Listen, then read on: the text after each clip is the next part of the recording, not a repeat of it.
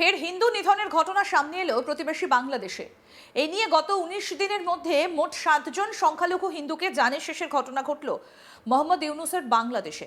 জানা গিয়েছে বাংলাদেশের নওগাঁর মহাদেবপুরে জলে ডুবিয়ে জানে শেষ করে দেওয়া হয় এক হিন্দু যুবককে। মৃতের নাম মিঠুন সরকার বলে জানা গিয়েছে। তার বয়স হয়েছিল ২৫ বছর। মিঠুন সরকার মহাদেবপুর উপজেলার ভান্ডারপুর গ্রামের পিঙ্কু সরকারের ছেলে। আরও জানা গিয়েছে রাজশাহীর ডুবুরির দল ঘটনাস্থলে গিয়ে চকগৌরীপুর বাজার এলাকায় একটা খাঁড়ি থেকে মিঠুনের নিথর দেহ উদ্ধার করেছে। মহাদেবপুর উপজেলার নওহাটা পুলিশ ফাঁড়ির ইনচার্জ গোলাম মোস্তফা বলেন, খবর পেয়ে ঘটনাস্থলে পুলিশ পাঠানো হয়।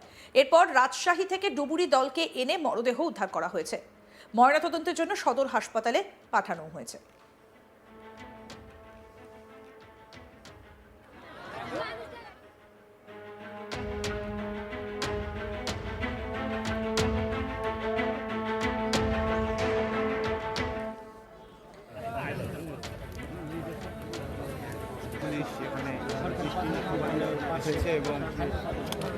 বাংলাদেশে একজন হিন্দুর রক্তের দাগ শুকোতে না শুকোতেই আরেকজন হিন্দু জানে শেষ হয়ে যাচ্ছে। যশোরের রানা প্রতাপের খবরটা ম্লান হবার আগেই রাজধানী ঢাকার পার্শ্ববর্তী নরসিংদীতে জানে শেষ হয়েছেন এক হিন্দু ব্যবসায়ী শরৎমণি চক্রবর্তী। এই ঘটনাটা ঘটেছে সোমবার ৫ই জানুয়ারি স্থানীয় সময় রাত ১০টা নাগাদ। প্রতিদিনের মতো শরৎমণি চক্রবর্তী নরসিংদীর পলাশ উপজেলার চরসিন্দুর বাজারে নিজের মুদির দোকান করছিলেন। এই সময় অজ্ঞাতনামা দুর্বৃত্তরা তার উপর অতর্কিতে হামলা চালায়। হামলায় তিনি গুরুতর আহত হয়েছেন। পরে স্থানীয়রা তাকে উদ্ধার করে হাসপাতালে নেবার পথেই তিনি শেষ হয়ে যায়। ধর্মপ্রাণ শরৎ চক্রবর্তীর একজন সন্তান রয়েছে। স্ত্রী ঠাকুরের সামনে পুজো করেন প্রতি সন্ধ্যায়। আমাদের কাছে রয়েছে তার পরিবারের সেই ভিডিও, দেখুন।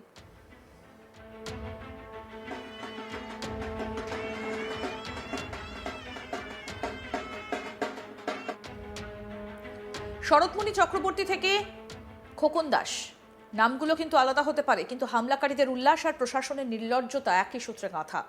সীমান্তের এপারে বসে আমরা দেখছি কিভাবে প্রতিদিন পরিকল্পনা করে এক একটা হিন্দু পরিবারকে ধ্বংস করা হচ্ছে, কিভাবে মায়ের কোল খালি করে পৈশাচিক উৎসবে মেতেছে একদল হায়না।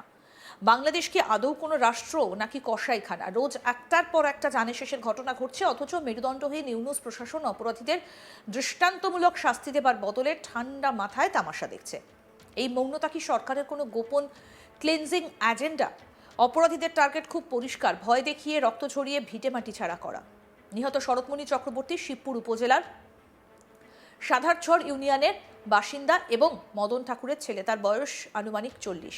তার স্ত্রী এবং স্কুল পড়ুয়া এক মেয়ে রয়েছে। শরৎ চক্রবর্তী কর্মসূত্রে আগে দক্ষিণ কোরিয়ায় থাকতেন। কয়েক বছর আগে তিনি দেশে ফিরে আসেন।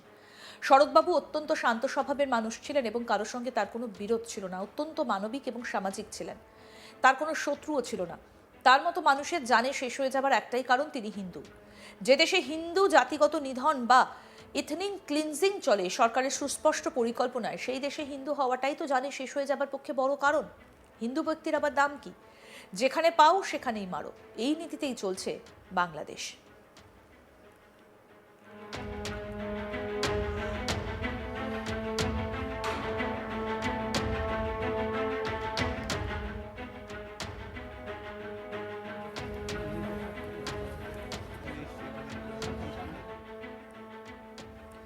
যশোরের মনিরামপুরে প্রকাশ্যে গুলি করে আর এক হিন্দু যুবককে হত্যা করা হয়েছে। নিহত ব্যক্তির নাম রানা প্রতাপ বৈরাগী।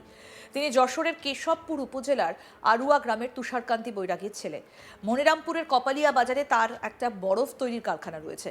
এছাড়া তিনি নড়াইল থেকে প্রকাশিত দৈনিক বিডি খবর নামের একটা পত্রিকার ভারপ্রাপ্ত সম্পাদক ছিলেন। স্থানীয় কয়েক ব্যক্তি এবং পুলিশ জানায়, সোমবার বিকেলে রানা প্রতাপ বৈরাগী মনিরামপুর উপজেলার কপালিয়া বাজারে তার বরফ কলে অবস্থান করছিলেন। সন্ধ্যে 5:45টার দিকে একটি মোটরসাইকেলে করে আসা 3 দুর্বৃত্ত তাকে বরফকল থেকে ডেকে কপালিয়া বাজারের পশ্চিম পাশে কপালিয়া ক্লিনিক অ্যান্ড ডায়াগনস্টিক সেন্টারের সামনের গলিতে নিয়ে যায়। সেখানে তার মাথা লক্ষ্য করে 7 রাউন্ড গুলি ছোড়েতে তিনি মাটিতে লুটিয়ে পড়েন এবং অতিরিক্ত রক্তক্ষরণে ঘটনাস্থলে তার মৃত্যু ঘটে। দুর্বৃত্তরা খুব কাছ থেকে তার মাথায় গুলি করে পালিয়ে যায়। এই ঘটনার পরপরই কপালিয়া বাজার এবং আশপাশের এলাকার সাধারণ মানুষের মধ্যে চরম আতঙ্ক ছড়িয়ে পড়ে। খবর পেয়ে মনিরামপুর থানা থেকে পুলিশ ঘটনাস্থলে পৌঁছয়। পুলিশ জানায়, নিহত রানা প্রতাপ বৈরাগীর বিরুদ্ধে অভয়নগর থানায় একটি এবং কেশপুর থানায় 3টে মামলা রয়েছে। তবে এসব মামলার বিস্তারিত তাৎক্ষণিক জানা যায়নি। রানা প্রতাপ বৈরাগীর মাথায় 3টে গুলি করে নৃশংসভাবে হত্যা করা হয়েছে বলে জানিয়েছেন মনিরামপুর থানার অফিসার ইনচার্জ মুক্তার রবিউল্লাহ খান। তিনি বলেন, মরদেহ উদ্ধার করে ময়নাতদন্তের জন্য যশোরের 250 শয্যা বিশিষ্ট জেনারেল হাসপাতালের মর্গে পাঠানোর প্রস্তুতি চলছে। ওসি আরও জানিয়েছেন, তাকে হত্যার কারণ জানা যায়নি, কে বা কারাই হত্যাকাণ্ড ঘটিয়েছে সেটা তদন্ত করে দেখা হচ্ছে এবং এ ব্যাপারে আইনগত ব্যবস্থা প্রক্রিয়াধীন। স্থানীয় এবং পুলিশ সূত্রে জানা যায়, ঘটনার সময় তিনি উপজেলার কপালিয়া বাজারে নিজের ব্যবসা প্রতিষ্ঠানে বরফকালে অবস্থান করছিলেন। সন্ধ্যায় কয়েকজন দুর্বৃত্ত তাকে ব্যবসা প্রতিষ্ঠান থেকে ডেকে নিয়ে পার্শ্ববর্তী একটা গলিতে নিয়ে যায়।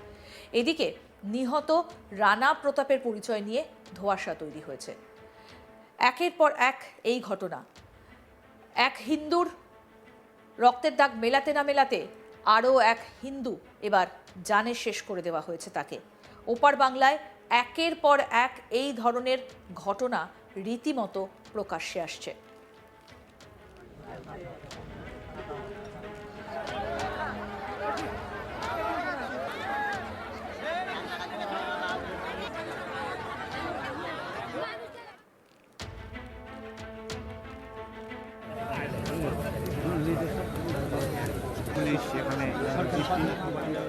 প্রচুর মানুষ ইতিমধ্যেই ঘটনাস্থলে ঘিরে রাখেন।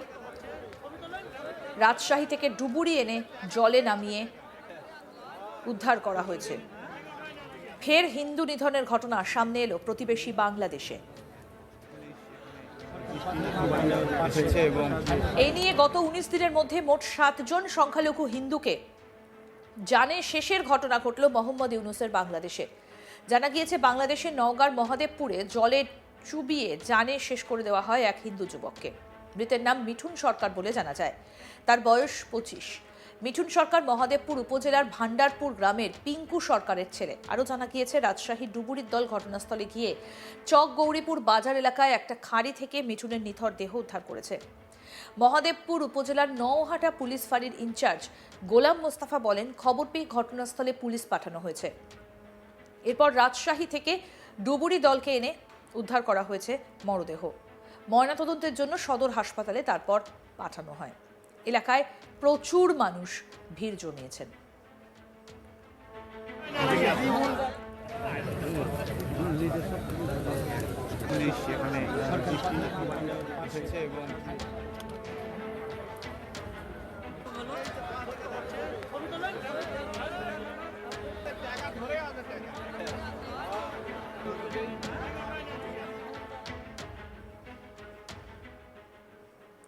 আরও আপডেট পেতে দেখতে থাকুন আজ তাক বাংলা। সাবস্ক্রাইব করুন, নোটিফিকেশন পেতে বেল বাটন অপশন প্রেস করুন।